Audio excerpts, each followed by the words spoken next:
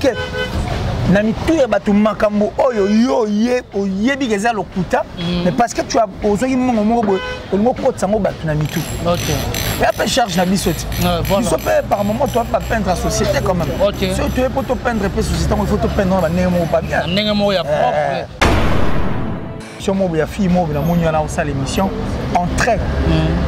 D'inciter Batuna haine par rapport à cette image en fait. Et Nathan va commentaire, les gens maintenant cherchent mon adresse, cherchent l'adresse de Sarah Tola, cherchent l'adresse de Charlie Prince et l'adresse de Gomobo pour nous menacer quoi. Parce que Abisso m'a bé, je ne sais moi par rapport pour quelle raison. Voilà. N'habitez pourquoi ils vont nous faire du. La salle pour l'information et refoulaï Batulibanda et ils étaient obligés d'ouvrir ma porte. Oh bah faut moi pour passer cette occasion na bato ba libanda batala bato musu ba notala on a boité ba notala on skona écran jeu so maintenant lobelo au mot tu laisses na petit message moi circuler sur internet papa chéri a présenté Koffi Olomide ba sincère condoléances. Et pourquoi pas oser kolba na émission mo boy na c'est pour l'émission na mingi ya na komweb abi oh mais toi bisie mais Koffi m'était un assistant wa oh bon confier à Satan vraiment soit celle qui m'a bien trop loué te bani copier te à part gaba sapatu na songela tana ba pantra minene nde wana rola la tête. Je pense que le plus important ba musicien ba salarié l'orchestre le BCBG parmi les orchestres stables soit OK na 4 soit OK ne ba répéter au comprendre makambo na bango ba répétition na bango et puis tu sens que c'est organisé, c'est vraiment une société. Et puis les invitations ils a dit pour na batmo ils a dit approprié pour passer bon accès. Et le reste, en tout cas, ce que moi j'ai vu, que des gens qui venaient acheter des billets. Et puis, contrairement, parce que j'étais à l'intérieur, nous sommes au concert à faire, on dirait 4 kilos de raté. Je suis très surpris de voir tous ces mondes que j'ai vu à l'intérieur. Et niveau champagne, il y a ça aller retour. Tu n'as pas idée. On a vendu la bière d'ailleurs qui coûtait des petites bouteilles comme ça, $4. Mais non, mais on a la terrasse. La question que moi je me pose, qu'est-ce que Bozi a fourni comme effort pour qu'il y ait un affaire sur la Makabango avant qu'il y ait comme un TV de Bozi Boziana. Voilà. Attention, ça peut aussi ternir l'image de l'artiste et puis ça risquerait comme un vrai.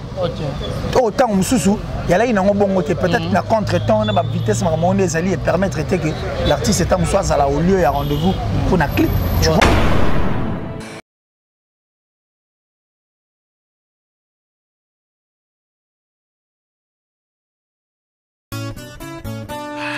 Oasis, une belle dame, la beauté du Paris, Tabou Fatou. La Paris, grand prêtre, Ando Martin.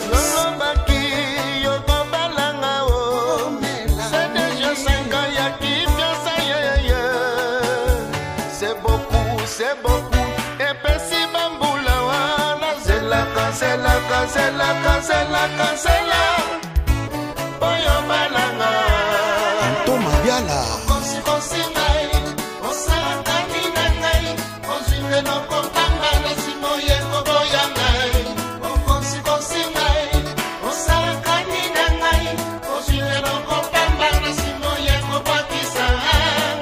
La première dame de la Cameroun, Chantal Dia.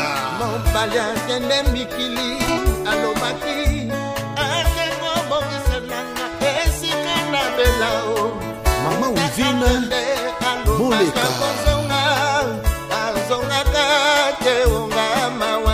Yemei, honorable, Papim Piana. Mon atier, Botalelanga. Congo température, ya maman Rosette la fleur, Nadambu. Congo température, et na mo pepa sika, ya tobina e Congo température, et na mo pepa sika, ya tobina e Congo température. Voilà, merci beaucoup, c'est ça, Température Congo. Je sais que vous êtes nombreux en train de suivre cette émission d'aujourd'hui avec votre humble serviteur héritier Iboula, président de Bangonio Somouya Kaya Solo. Donc, quoi. Donc, merci beaucoup par rapport à l'actualité. Nengezali, Koffi Olomide, à quoi déjà na Katia Paris, on a donc na Katia France, Lelo déjà. Bayambi Koffi Olomide a été organisé pour ça qu'il y a maman ami, vraiment donc comprenons on est en direct. Alors organisé pour ça qu'il y a maman ami donc Bayambi Koffi Olomide na moté ma vraiment ya kofonga matala ka mutala na pasi donc ya maman o auti ko bungisa Koffi Olomide a côté sikoyo na pays ya orphelin. Donc nabi que ça la passe peu mawa. Donc merci beaucoup nabi que vous êtes tellement belle bolinga héritier Iboula. Donc merci beaucoup la maman Rosette la fleur d'Ambour, pourquoi pas le tout puissant champion Wadol AMMB Adricha Motomètre Bébazibé Bacha Foin aux Zoyango. Donc je te salue mon vieux Adanakata à Londres. Merci beaucoup à 3 le magique à Lotis Long il nous faut Kenda ya Rosan la Taylor.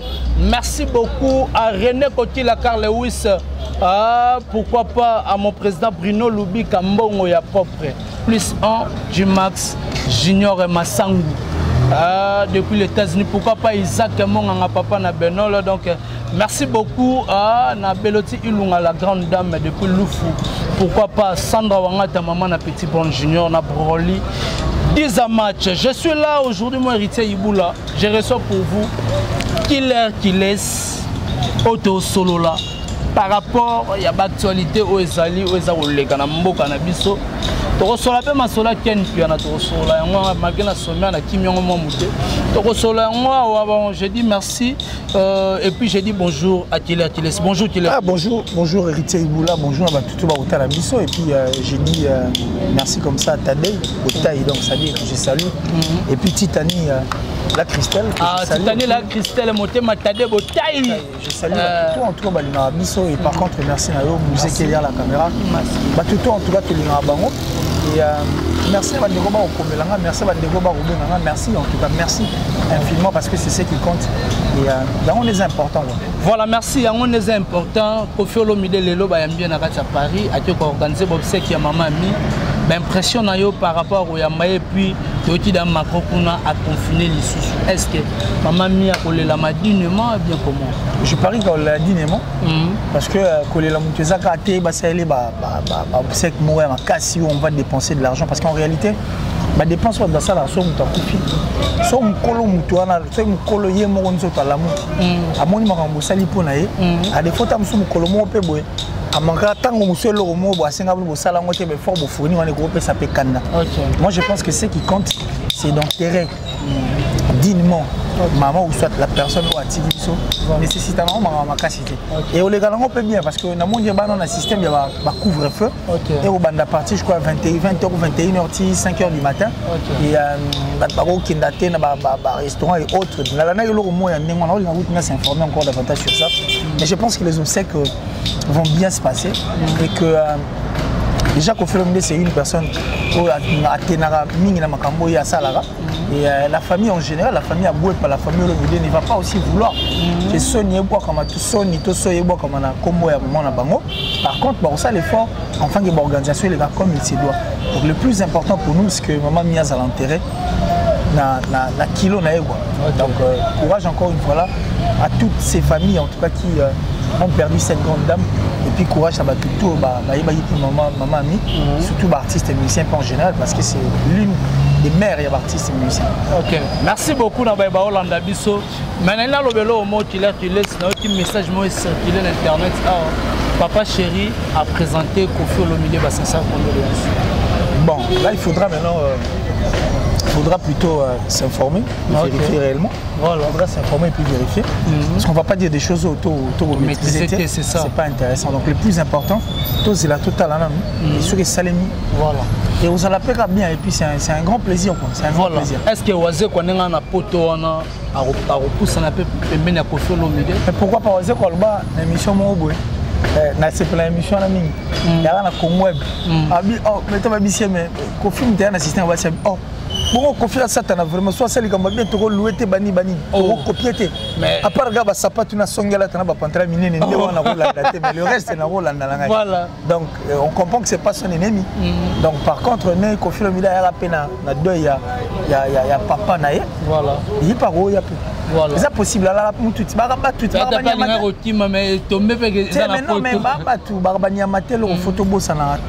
Ce sont des humains avant tout. Vous comprenez? Peut-être musique comme ça, moi genre parce que tout soit ça jana, surtout bête en doule donc.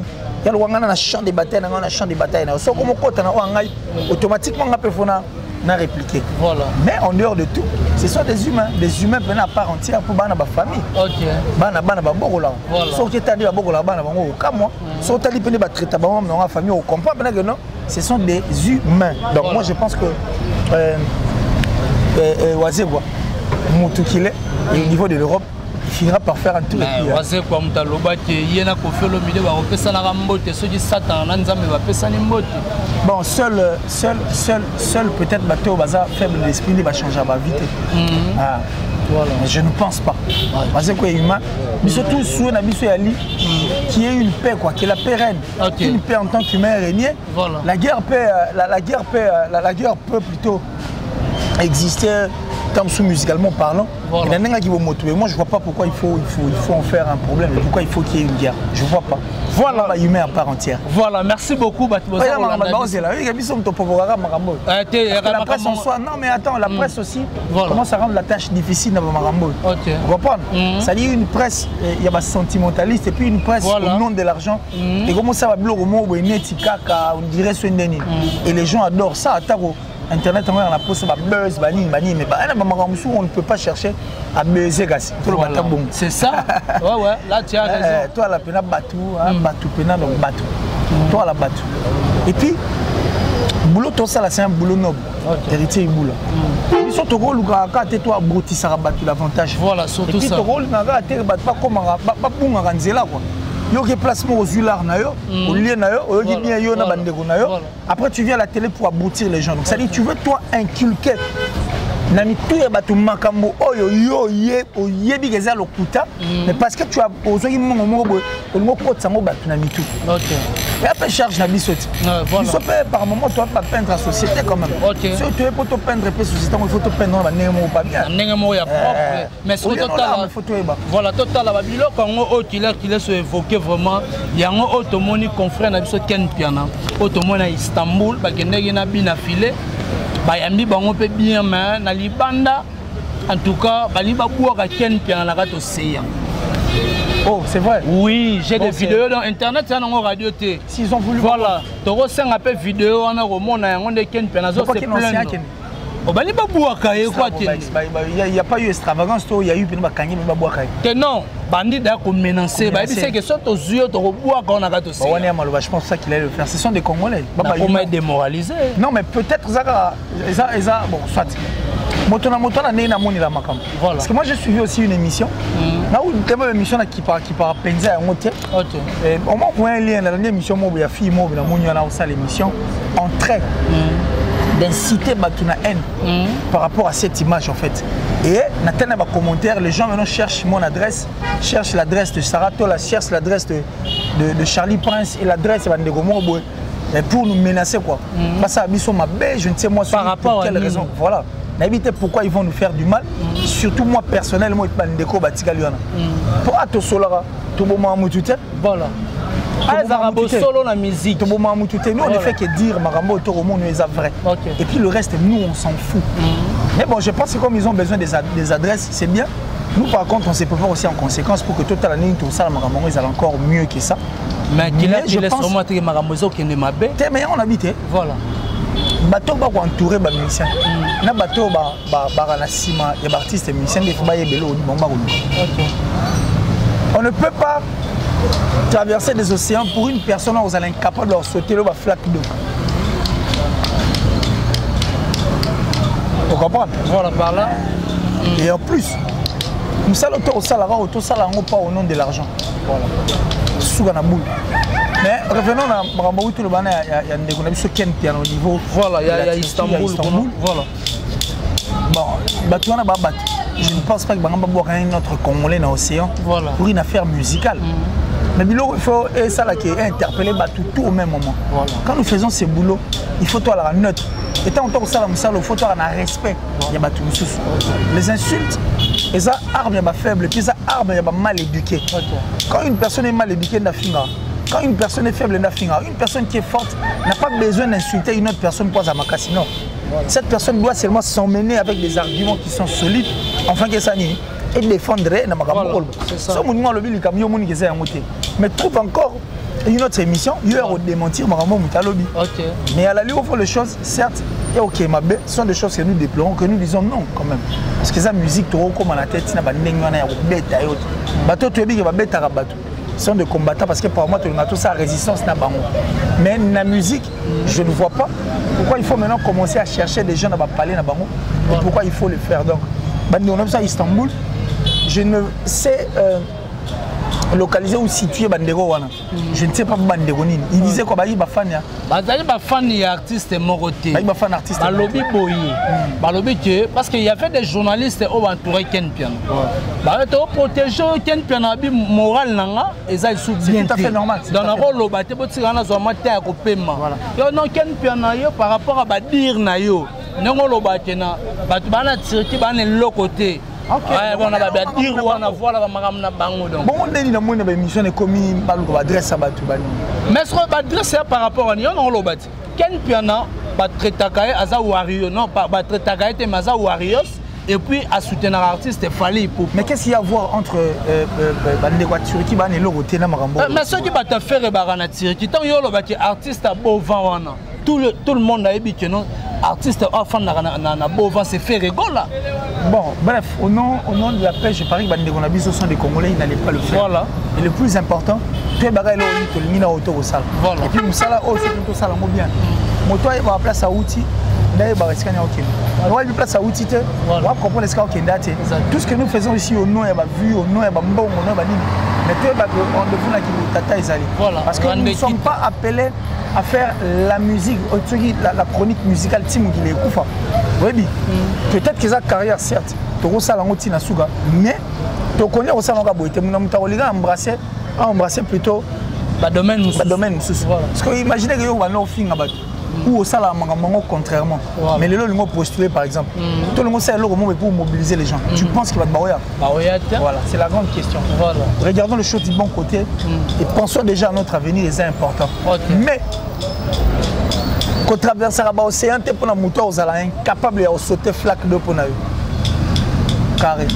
Il a dit les ozons à Canada, je vois carré, tout le monde a tout le monde.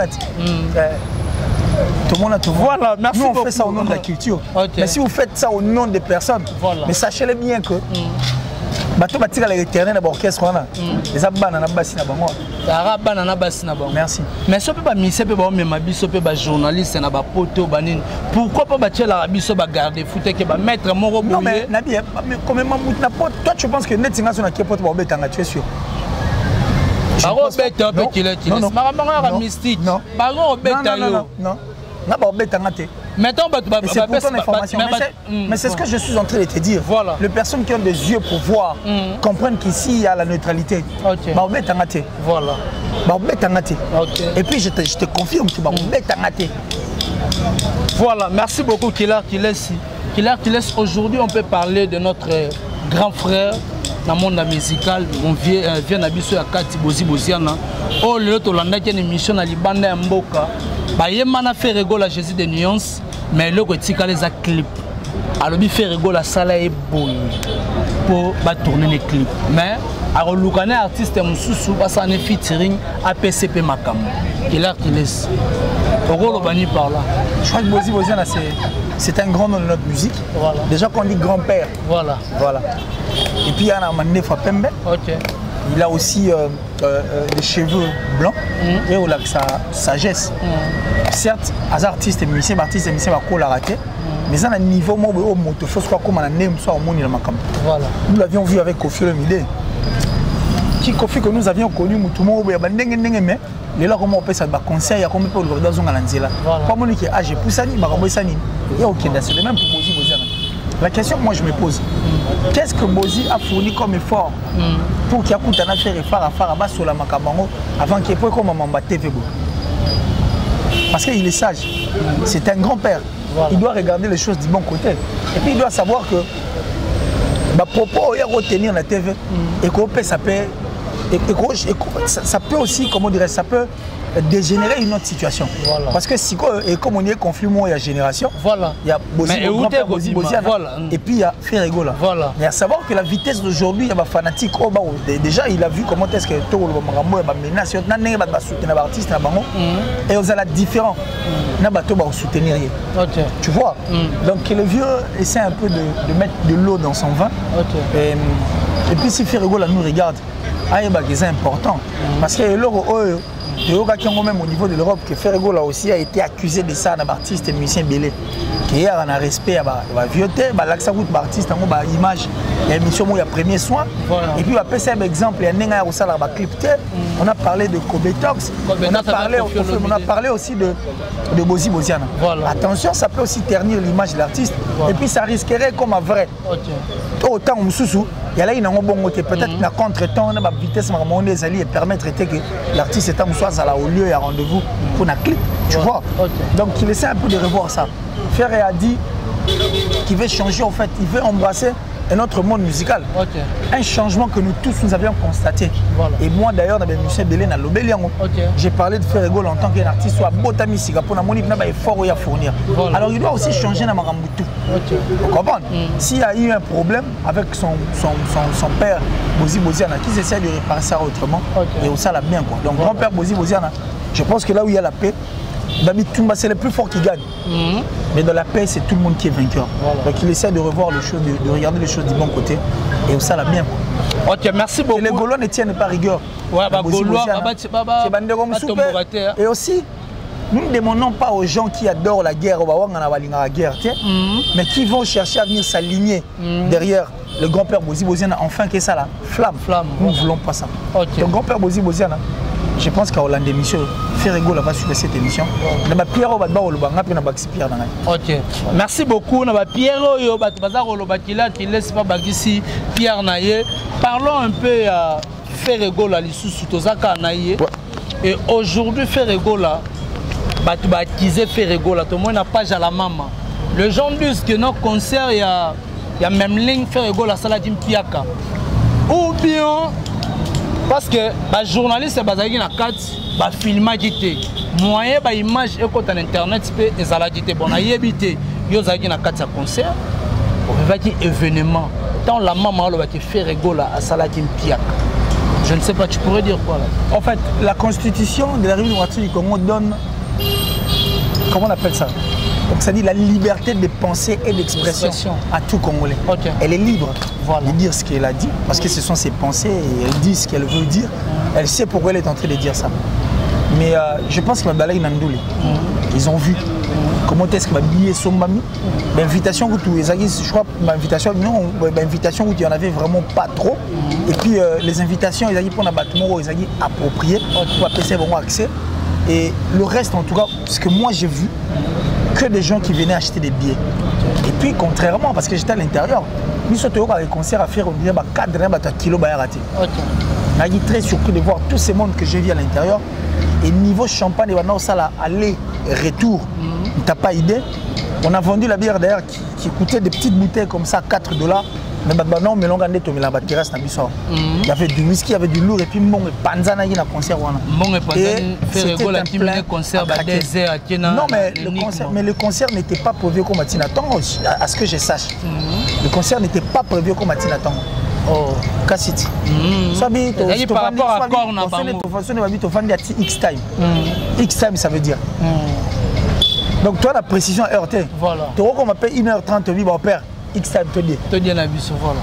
C'est un concert, le concert n'était pas aussi à faire rigolo. C'est pourquoi remarquer que il filmait, il pénalty. Mais les billets étaient à 25 $. Les gens ont acheté les billets comme pas possible. La salle, pour l'information, et ils étaient obligés d'ouvrir ma porte. Pour faire cette occasion, écran géant. Parce que je ne vois pas, je ne vois moi où la salle, soit liberté d'expression. Le concert était un bon concert. J'avais comme l'impression d'endroit que CD, or c'était l'artiste qui chantait.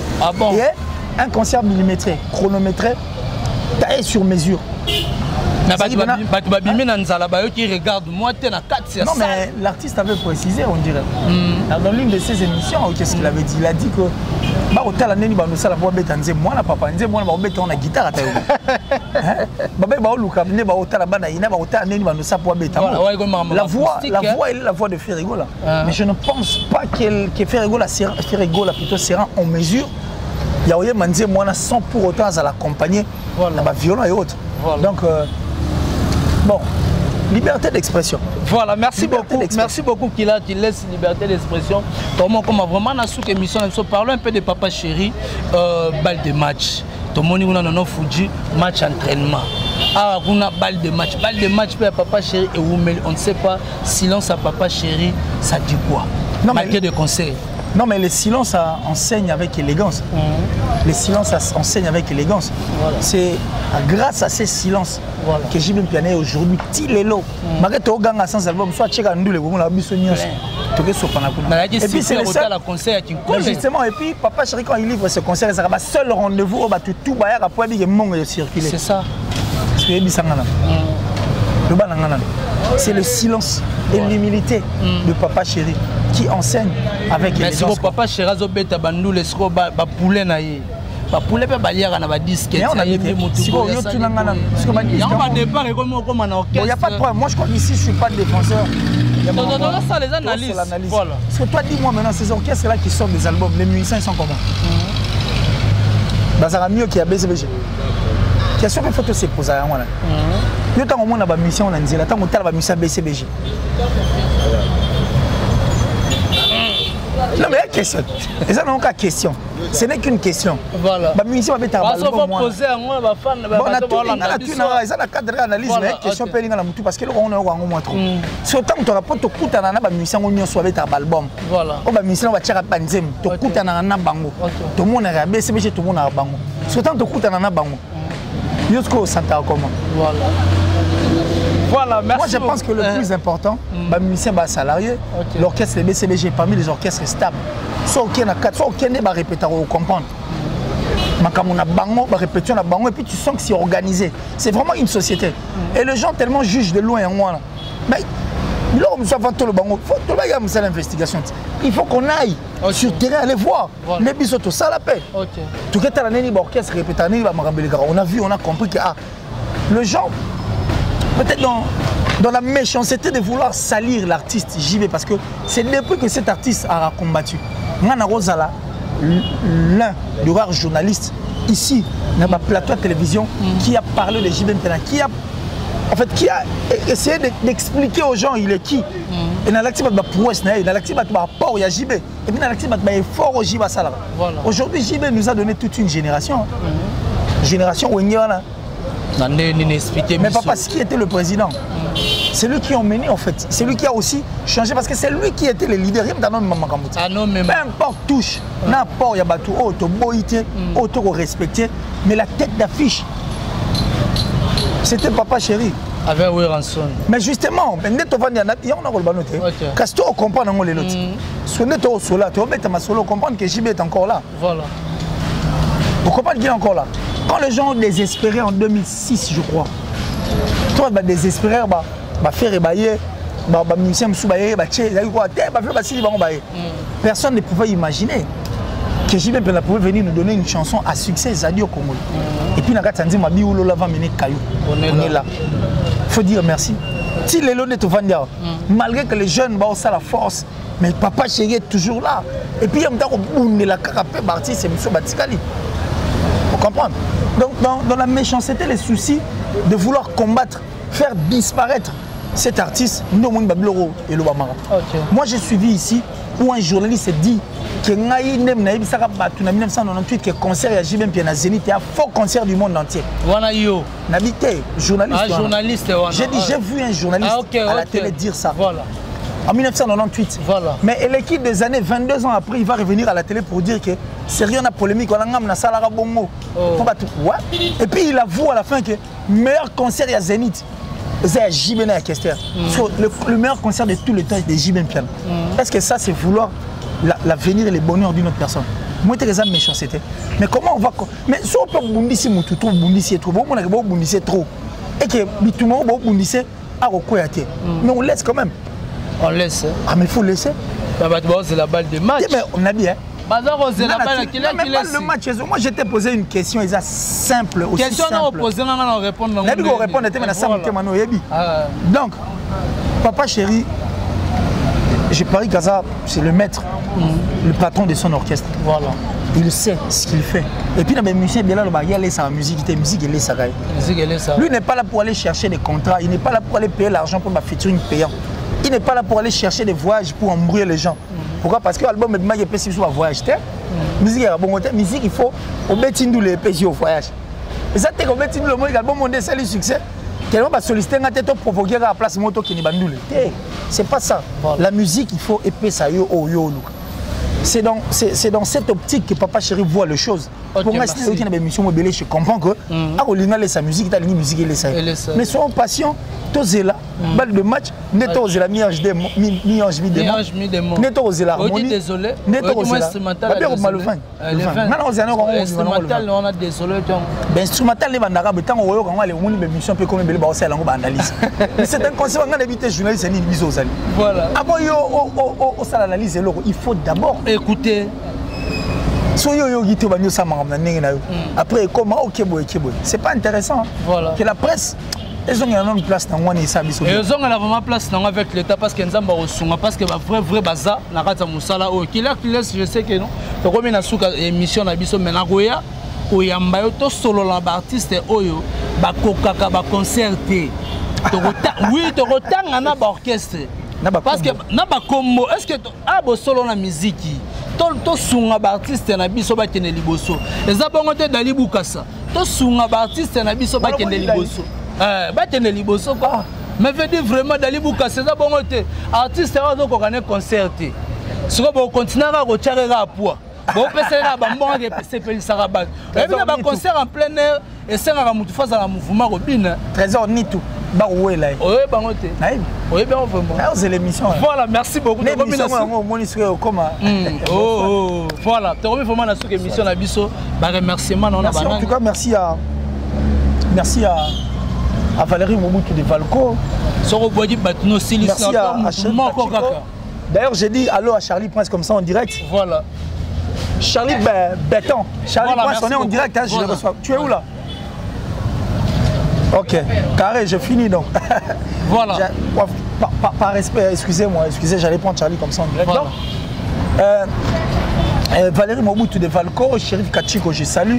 Et l'image de la terre, à moi, Chérif Kachiko, j'ai dit merci comme ça à Dati Chou, Dati de là où tu te trouves. Merci à Autriche, Nilo Mampouya, Westriga, Fabrice Emmanuel Kalonji. Et j'ai dit merci comme ça à Eric Nkake, le boss. Maman Julien Diebo Bissembi depuis les États-Unis.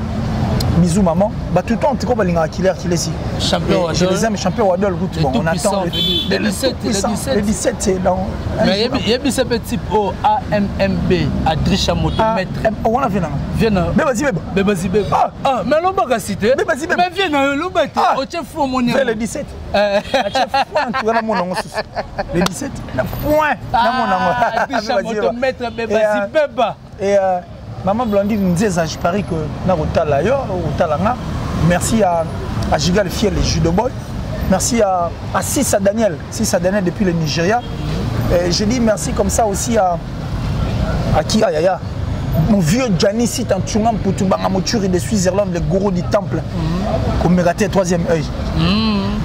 Numéro contact. Plus 243 89 526 54 54 plus 243 89 526 54 54 donc voilà. Merci beaucoup, c'était là qui laisse si automéga pour ça la mise au point par rapport il y a l'actualité musicale n'engagez musique à Congo za rotende puis na musala na biso ba journaliste n'engagez ezali ko évoluer par rapport à ba tech na ba agression o ekoti na kati ya musala o ezo sala pas si pe mawala directement. Je dis merci à Maman Rosette et la Fleur d'Ambour. Pourquoi pas le tout-puissant champion Wadol depuis La Rochelle, AMMB, Adrisha Motomètre, Bébazi Béba, au chef Fouin, au Moniango, 3L Magique, Lotis Longi Loufatienda, il y a Rosien Latelo. Pourquoi pas à mon président Bruno Loubi Kambon à propre, Sandra Wangata, Maman à Petit Bron Junior et Broly Dizamaj. Merci beaucoup à René Coty, la Carle, oui, c'est hors France toujours. Carl Lewis, Air France toujours avec force. Pourquoi pas Bellotti Ilunga, grande dame, Nakata Loufou, je te salue. Plus un Dumax Junior Massangou, je te salue depuis les États-Unis.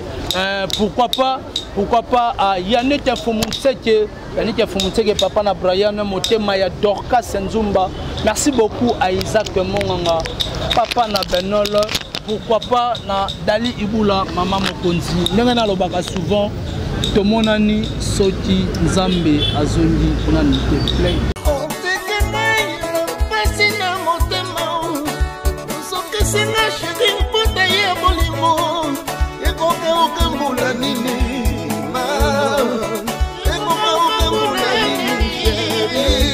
Bébé Mouchanga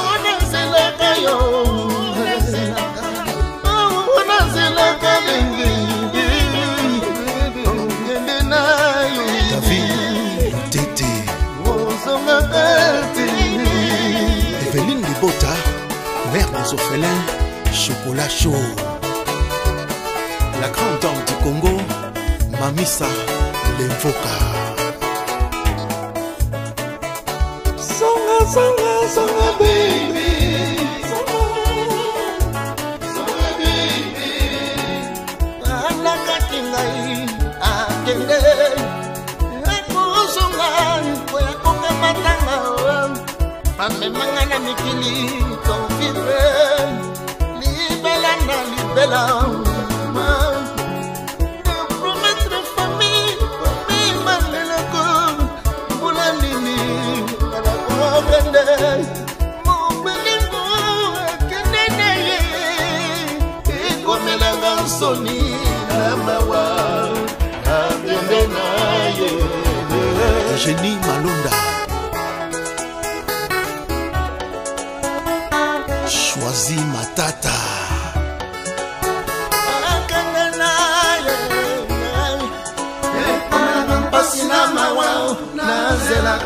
Son Excellence Milk Shake Mandungu Namikili.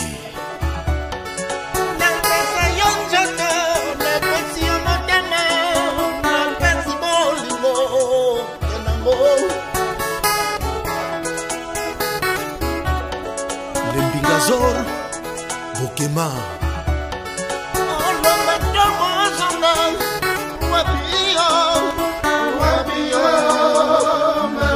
Mimi Chilombo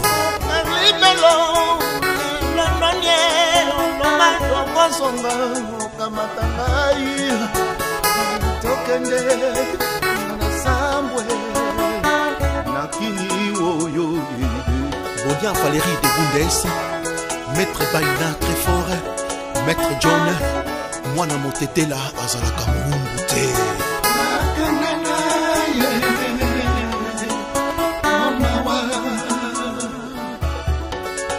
La fleur rose, Mikinisi, Jacques Ngimbi, Mokonza Acne, Adon Malanda, Bele,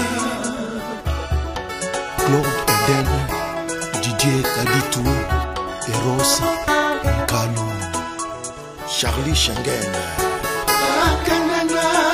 le grand prêtre Rémi Makuntima.